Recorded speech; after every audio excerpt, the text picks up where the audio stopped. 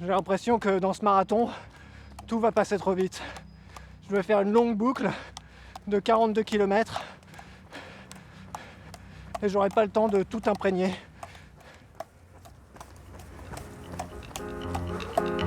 Ceci est un manifeste pour un premier et un dernier marathon. C'est que ce soit bien clair pour tout le monde. Je le ferai une fois et après ciao.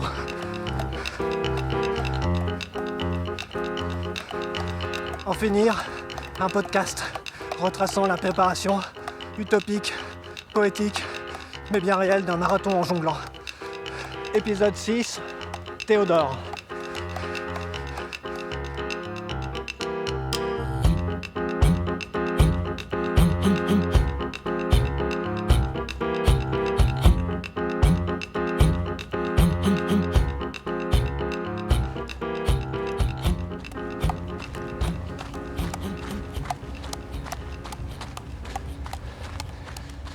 Nous sommes le vendredi 2 février et aujourd'hui j'ai bien galéré à trouver un endroit où courir. En fait, je passe des heures à chercher sur Google Maps des endroits intéressants pour courir dans la ville du Mans et je peine de plus en plus à trouver des endroits qui me touchent et qui me donnent vraiment envie d'y courir.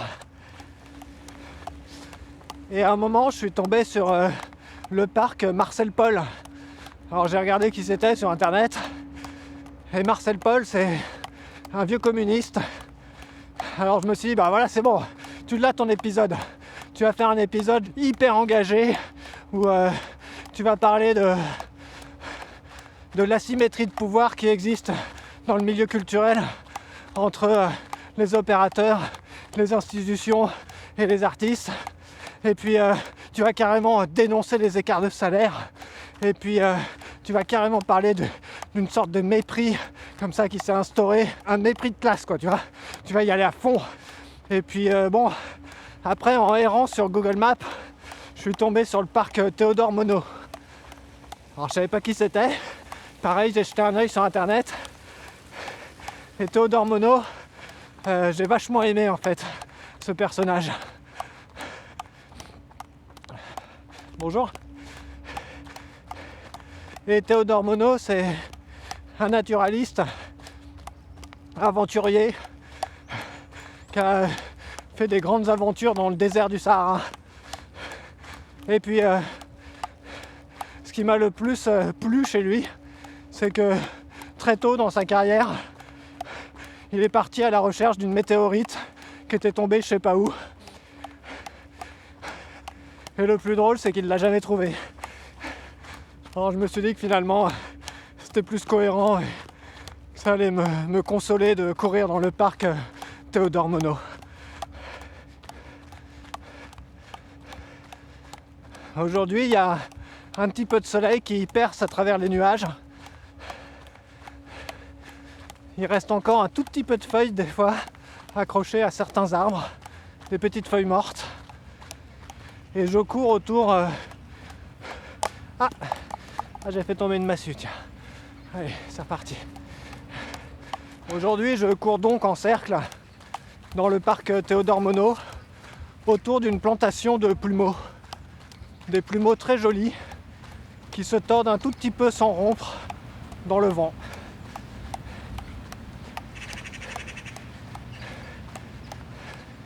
Parfois, j'imagine... réellement des personnes qui me poussent dans le dos. Et aujourd'hui, c'est Théodore Monod, mon nouveau copain imaginaire.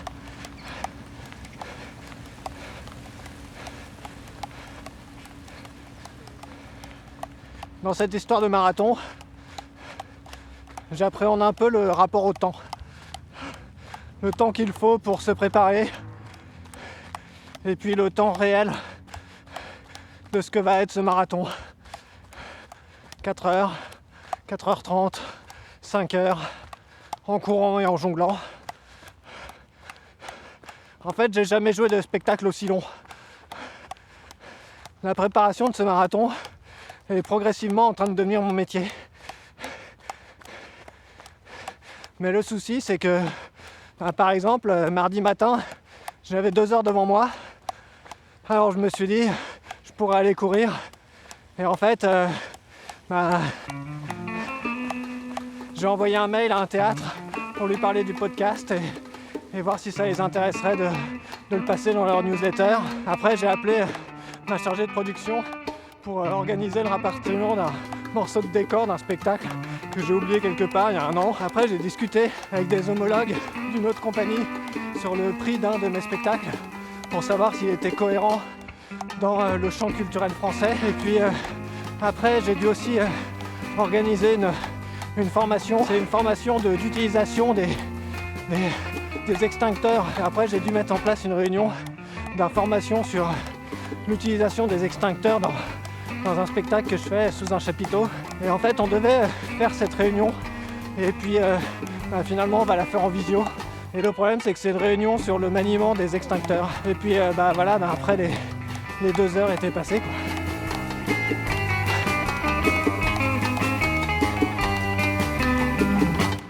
Je suis pas marathonien, quoi. Et d'ailleurs, si vous voulez tout savoir, je ne jongle pas toute la journée non plus, du coup.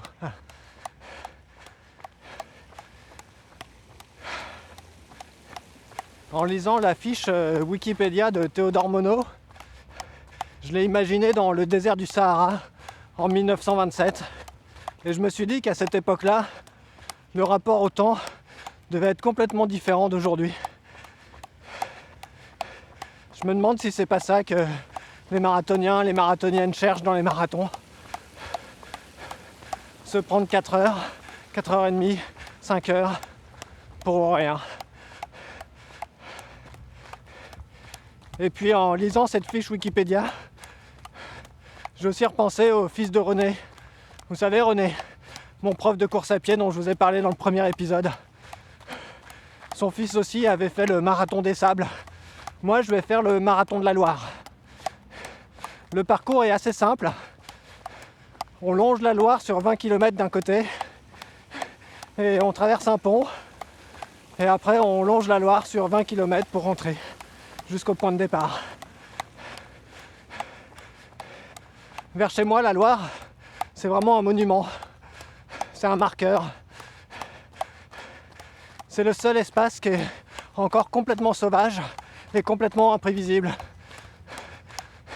Presque aussi imprévisible qu'une massue en l'air au moment où elle va retomber et que tu te demandes si tu vas la rattraper ou pas.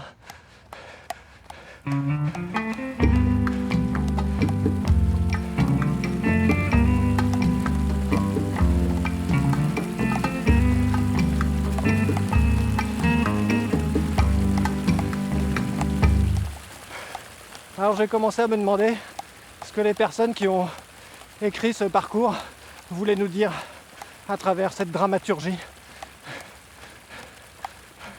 Moi je pense qu'ils veulent nous faire du mal. Et puis en regardant le parcours du marathon, j'ai aussi commencé à imaginer comment moi j'allais prendre ce parcours, comment j'allais en faire un scénario de spectacle. Alors au 30e kilomètre, je me suis dit que ça pourrait être quand même marrant de faire une figure que j'appelle Sisyphe. L'idée c'est que je me mets à 4 pattes et je jette les massues comme ça devant moi et je marche à 4 pattes et je jette les massues devant moi et je jette les massues devant moi et je marche à 4 pattes et je jette les massues devant moi et je les ramasse par terre et je les rejette comme ça une par une devant moi et je les ramasse par terre et je les jette devant moi comme ça, tel un Théodore Monod en train de tirer sa météorite dans le désert tout seul alors qu'en fait il l'a jamais trouvé sa météorite. Allez, en finir, un podcast présenté et soutenu par le plongeoir Pôle National Cirque Le Mans en partenariat avec 1000 secondes et Terrain, l'incubateur en Pays de la Loire. Montage. Ah, il y a un hélicoptère qui me survole. Ah, j'en peux plus de cette notoriété. Voilà.